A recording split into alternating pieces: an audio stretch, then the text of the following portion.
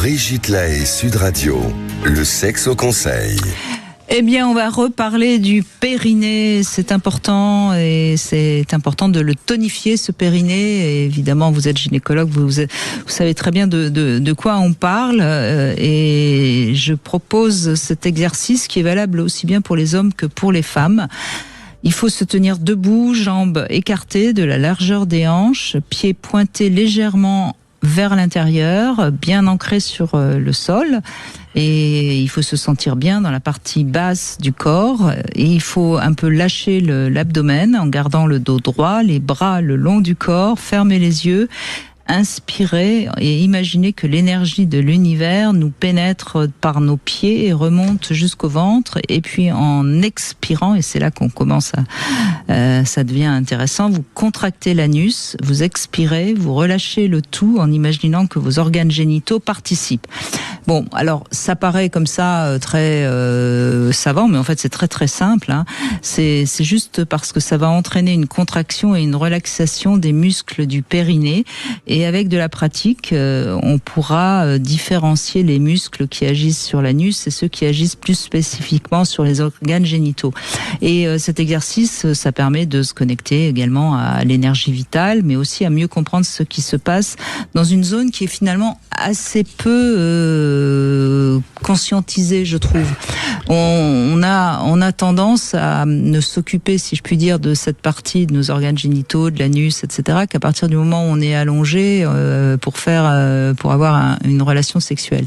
Alors qu'on sait très bien que c'est une zone très importante, puisque c'est quand même le plancher, si je puis dire, du corps. Alors oui, c'est un sujet dont on parle, j'allais dire chez les spécialistes, mais assez peu dans la vie.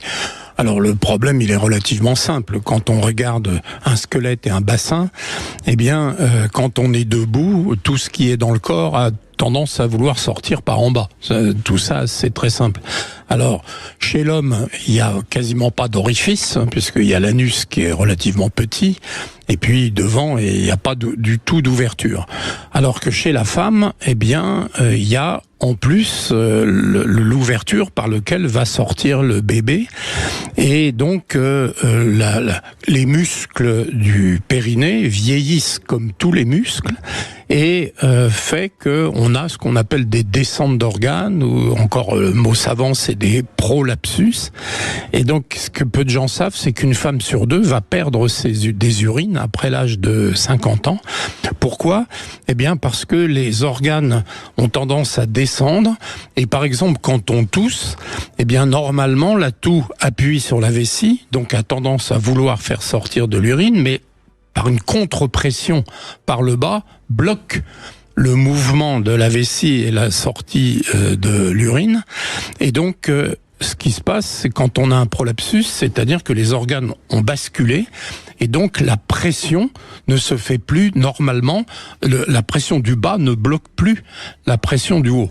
Alors, et ça, il n'y a qu'une solution pour éviter que ça arrive, c'est de faire travailler ces muscles du périnée, ça s'appelle le hamac, et donc pour ça, eh bien, il faut faire une dizaine de contractions.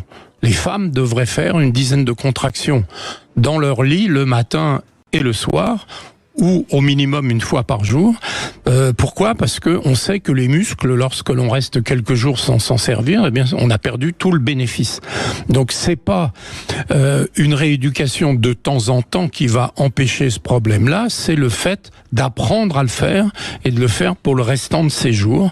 Et moi, dans ma pratique, je vérifie avec les femmes qu'elles savent se servir de ces muscles et je leur demande de le faire régulièrement, tous les jours, dans leur lit, sinon... Oui, et là j'insistais sur ce sexo conseil de le faire debout. Pourquoi debout ? Parce que ça, il y a quelque chose de plus intéressant à comprendre sur le plan de l'énergie qui remonte, etc. Alors après, c'est des pratiques qui viennent un peu du Tao, du Tantra, d'Inde, mais c'est assez intéressant, et c'est intéressant pour les hommes aussi parce que plus on va être conscient de ces organes génitaux, de l'endroit où ils se situent, et plus on va les visualiser, si je puis dire, par ces exercices de conscience, plus on va on va y mettre, si je puis dire, de l'énergie et de la respiration.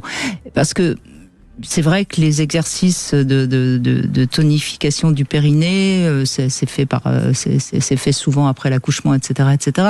Mais j'ai envie, et c'est ce que vous venez de dire, on devrait toute sa vie être conscient de cette partie du corps essentielle qui quelque part, c'est le début de tout notre tronc. Oui, alors ce qu'il faut bien comprendre, c'est que la rééducation périnéale, par exemple, qu'on fait après un accouchement, si on continue pas, ça sert à rien. C'est-à-dire que la rééducation... C'est mieux que rien, mais non, la rééducation, c'est pour apprendre à le faire. Et il faut bien faire passer l'information que, effectivement, il est tout à fait bien d'apprendre à le faire, mais si on le continue pas, ça n'apportera rien. Donc vraiment, il faut se souvenir que la rééducation périnéale, c'est fait pour apprendre à le faire. Et puis, je voudrais dire que, alors, d'expérience, dans l'exercice physique, il y a vraiment quelque chose qui fait vraiment travailler le périnée, c'est le pilate. Vraiment, quand une femme fait régulièrement du pilate, on sent très bien qu'elle a une musculature plus importante. Le yoga aussi. Bien sûr. Mais... Et d'ailleurs, Bernadette de Gasquet, qui a beaucoup travaillé sur tout ça, rappelle aussi qu'il faut faire attention. Il faut pas faire aux petites filles trop de sauts à la corde, trop de sauts, tous ces sauts un peu sur des trampolines, etc. C'est très très mauvais pour le périnée. Oui, mais encore une fois, le périnée, il faut s'en préoccuper tous les jours. C'est ça, on ne l'apprend pas, parce que les gens sont persuadés que parce qu'ils ont fait 10 séances de rééducation, ils sont sauvés. Ça, c'est sûr que ça sert à rien. Mais c'est pareil pour n'importe quel muscle, de toute façon, c'est ce que vous disiez, évidemment. Alors, il vous reste aussi quelques minutes. Une manière de faire fonctionner son périnée aussi, c'est les jouets. Ça marche bien. Et ce jouet...